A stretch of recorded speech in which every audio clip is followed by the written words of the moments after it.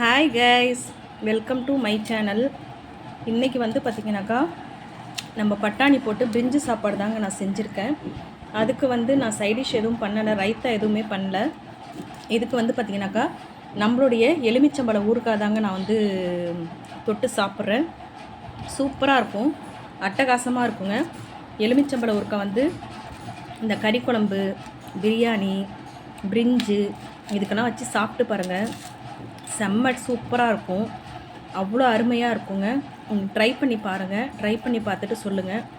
நம்மள்கிட்ட வந்து பார்த்திங்கனாக்கா எலுமிச்சம்பழம் ஊறுகாய் வந்து அவைலபிளாக இருக்குங்க.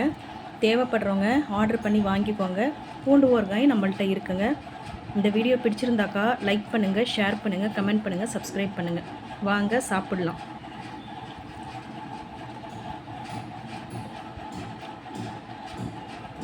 செம்மையாக இருக்குங்க.